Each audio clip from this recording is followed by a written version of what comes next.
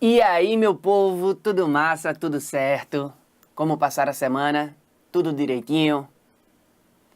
Quero aproveitar para agradecer as mensagens que eu tenho recebido, tá? Que bom que esse canal tá começando a ajudar vocês, tá? Volto a dizer, essa correção de simulado foi apenas a semente para que esse canal começasse a funcionar, mas ele está totalmente aberto a sugestões, tá? Inclusive, já eu vou começar a gravar algumas dicas para vocês, enfim. Tem muita coisa que a gente vai colocar nesse canal, tá bom? E teve sugestão? Deixa aí pra gente. Lembrem de compartilhar com os amigos, lembrem de deixar o likezinho de vocês, lembrem de ligar o sininho, tá bom? Porque tudo isso ajuda o canal a crescer cada vez mais. A ideia é sempre ajudar, tá bom? Então vamos embora? Vamos corrigir o nosso 9º simulado semanal? Vamos nessa? Vem com o cara!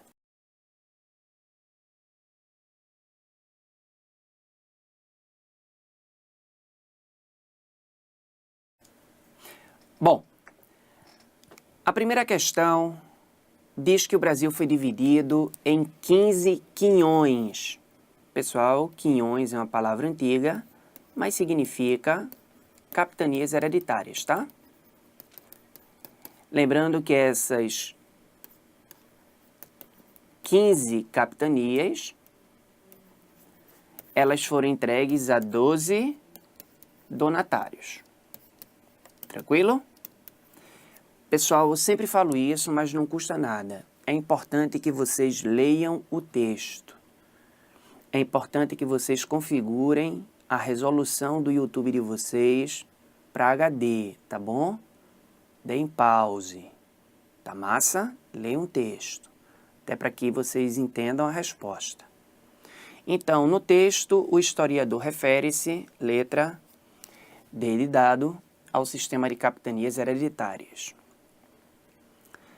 A segunda questão fala sobre a burguesia, é um texto que fala sobre o Renascimento, e o comando da questão é: são características do Renascimento.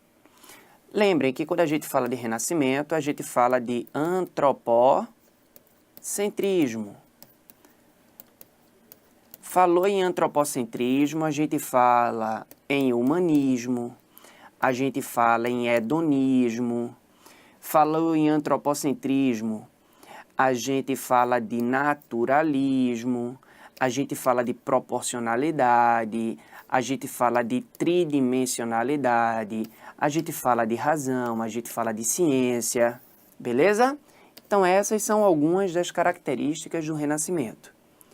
Então a letra A, antropocentrismo e misticismo, misticismo não. Lembrando que uma cultura mística é toda e qualquer cultura que se apega ao sobrenatural, tá?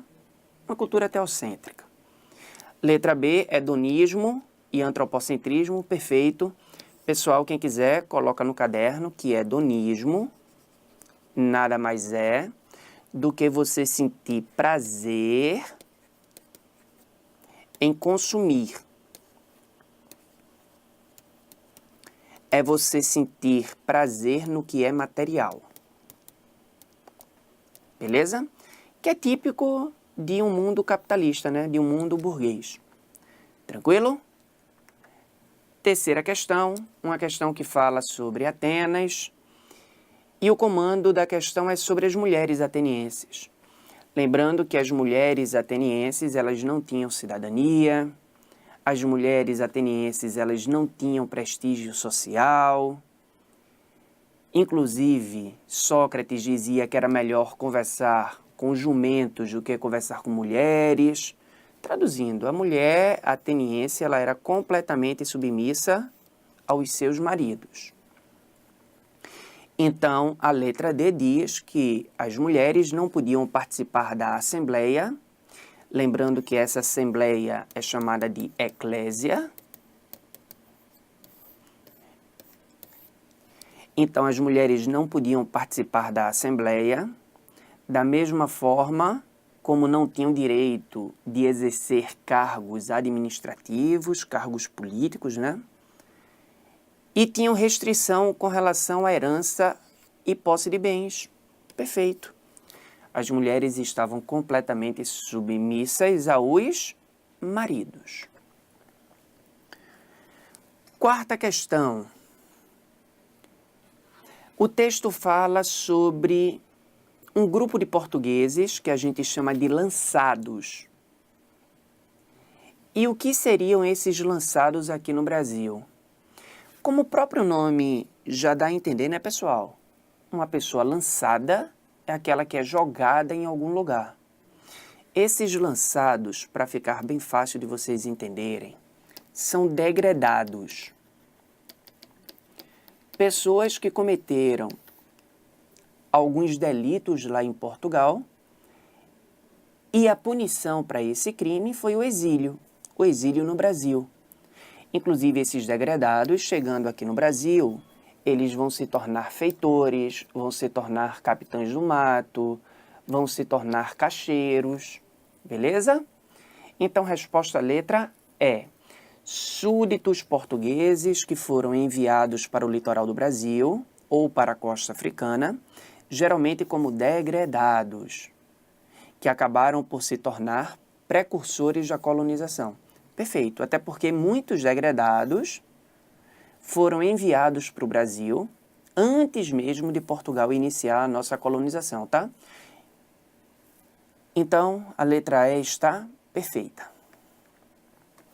Quinta questão, falou de Michelangelo, e por sinal, na próxima aula a gente vai falar de forma mais específica sobre esse cara. Falou em Michelangelo, falou em Renascimento. Inclusive, essa pintura é emblemática dele, né, pessoal?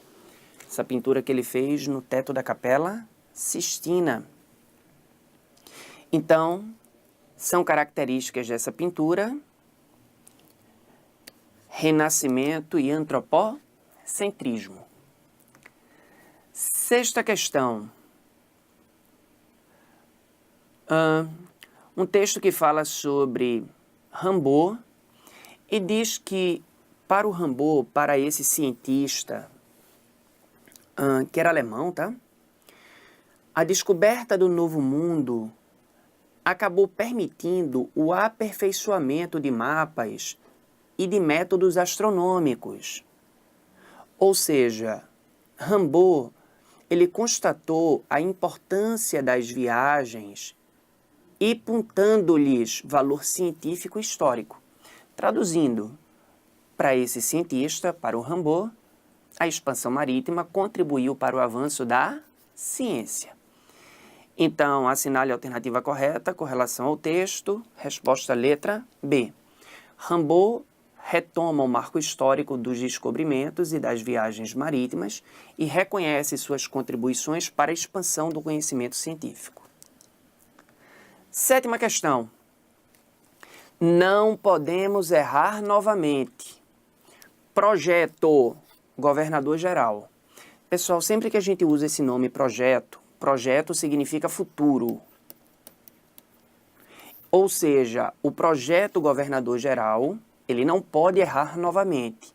Então, o que é que veio antes do governo geral? O que foi que deu errado, que não pode se errar novamente? As capitanias hereditárias. Lembrem que das 15 capitanias, só 2 foram colonizadas. A capitania de Pernambuco e a capitania de São Vicente. Então, se a gente errar novamente, o Brasil vai acabar falando francês. Então, vamos embora. A charge, ela se refere, resposta letra B, às dificuldades encontradas pela coroa portuguesa no início da colonização, lembrando que início da colonização, capitanias hereditárias, uma vez que, em virtude, dentre outros, do fracasso das capitanias hereditárias, a colônia essa, Brasil, com o fracasso das capitanias hereditárias, o Brasil sofria constantes ataques de piratas europeus, perfeito, principalmente corsários franceses. É isso, inclusive, que a charge fala. 8ª questão.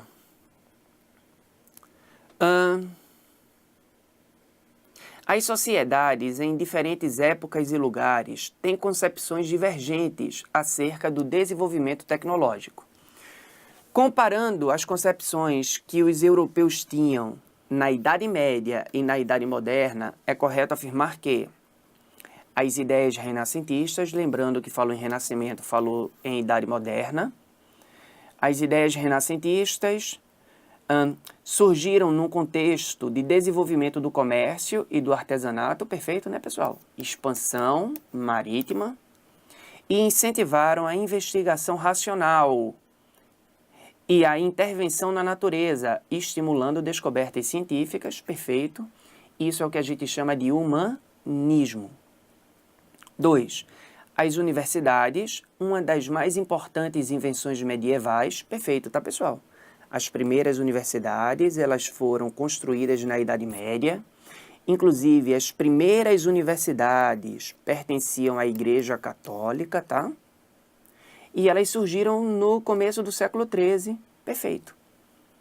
As catedrais góticas, isso a gente vai falar bem direitinho quando eu estiver falando de arquitetura medieval.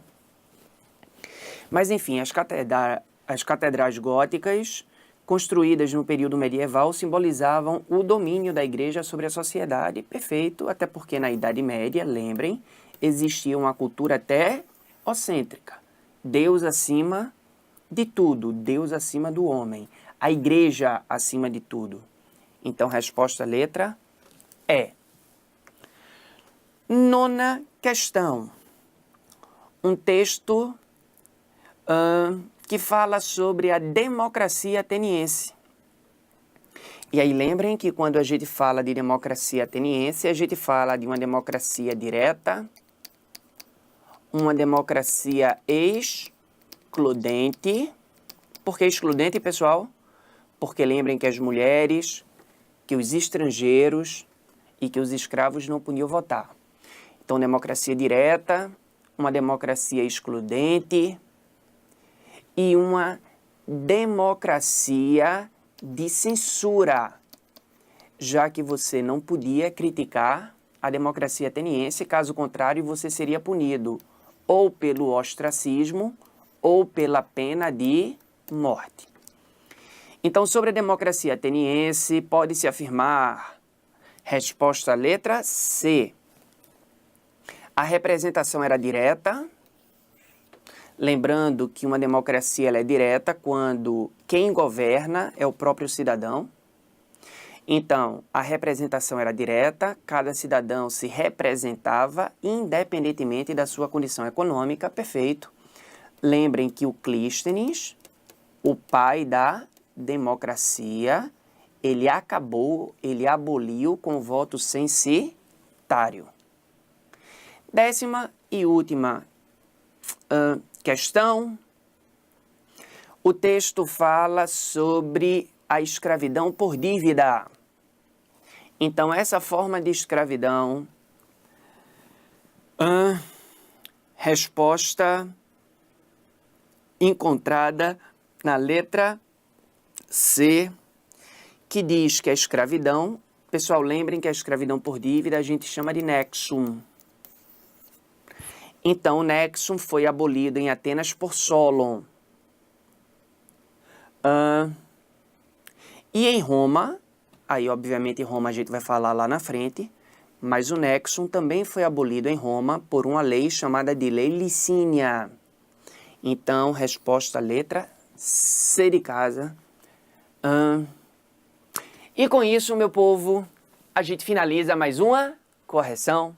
Espero que vocês tenham curtido. Mais uma vez eu peço, compartilhem, deixem um like, liguem o sininho, deem sugestões, porque esse canal não é meu, esse canal é de vocês, tá bom? Eu sou apenas um mero mediador entre vocês e o canal, tá bom? Beijo bem grande e até a próxima semana, se Deus quiser.